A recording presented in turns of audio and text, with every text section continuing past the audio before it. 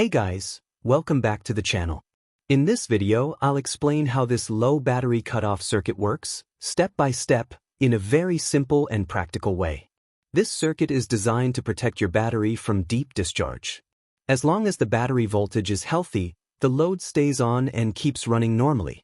But the moment the battery voltage drops below a preset safe level, the circuit automatically disconnects the load. This is extremely important because deep discharge can permanently damage batteries, especially lead-acid batteries and Li-ion packs without a built-in BMS. So this small circuit can greatly improve battery life and reliability. This circuit continuously monitors the battery voltage. When the battery voltage is above the preset level, the load remains connected and powered. But when the battery voltage falls below that preset limit, the circuit immediately disconnects the load. This way, the battery is never allowed to go into deep discharge. You can think of the entire circuit as 4 simple functional blocks working together. The first block is the voltage sensing network, made using R1 and P1. The second block is the voltage detector or comparator stage, built around transistor T1, which is a BC547. The third block is the logic inverter and buffer stage, using transistor T2, again a BC547. And finally, the fourth block is the power switching stage, handled by T3, which is the TIP122 transistor. This transistor actually controls the load. Now let's go through each block one by one. Voltage sensing network, R1 plus P1. R1 and P1 together form a voltage divider connected directly across the battery. The wiper of preset P1 feeds the base of transistor T1. So as the battery voltage rises or falls, the voltage at the base of T1 also rises or falls accordingly. P1 is the adjustment control of the whole circuit. By adjusting P1, you can decide the exact cutoff voltage.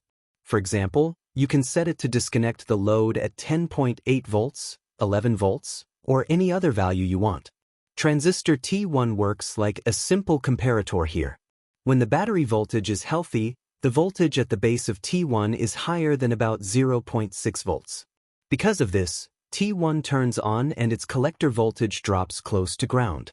But when the battery voltage falls below the preset level, the base voltage of T1 drops below 0.6 volts. T1 then turns off, and its collector voltage rises through resistor R2. So, in simple terms, T1 converts the battery condition into logic signals. It gives a low output when the battery is okay, and a high output when the battery voltage is low. Now comes transistor T2. Resistor R2 pulls the base of T2 high whenever T1 is off. When the battery is healthy, T1 stays on, its collector is low, so the base of T2 is also low. As a result, T2 remains off. But when the battery voltage drops, T1 turns off. Its collector then goes high through R2, which drives the base of T2 high. This causes T2 to turn on. So T2 does 2 important jobs. First, it inverts the logic coming from T1. Second, it provides stronger drive for the power transistor stage. Role of the LED. The LED in this circuit plays a very important role. First, it works as a low battery indicator. When the battery voltage drops below the preset level, the LED turns on, giving a clear visual warning that the battery is low. When the battery voltage is healthy, the LED remains OFF. But the LED also has a second job. It acts as a reference voltage and level shifter. A red LED drops around 1.6 to 1.8 volts, which is much more stable than a normal diode. Because of this, T2 does not turn on immediately due to noise or small voltage fluctuations. It turns on only when T1 fully releases the node. This greatly improves cutoff accuracy and noise immunity. Now looking at the actual operation. When the battery is okay, T1 pulls the node low, the LED remains reverse biased and off, T2 stays off, TIP122 stays on, and the load remains powered. When the battery voltage drops, T1 turns off, the node rises through R2, the LED becomes forward biased and lights up, T2 turns on, and the base of TIP122 is pulled low. As a result, the load gets disconnected. TIP122 is a Darlington transistor, so it has very high current gain and can easily handle heavy loads. When the battery voltage is healthy, T2 remains OFF, the base of tip 122 receives drive, and tip 122 stays on. This allows current to flow to the load. When the battery voltage drops below the preset level, T2 turns on and pulls the base of tip 122 low. This switches tip 122 off and completely disconnects the load from the battery.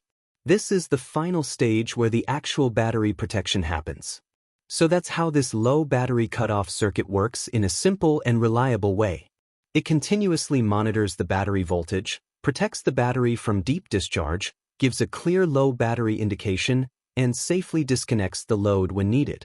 If you found this explanation useful, don't forget to like the video, share it with others who work on battery-powered projects, and subscribe to the channel for more practical electronics tutorials. Thank you for watching.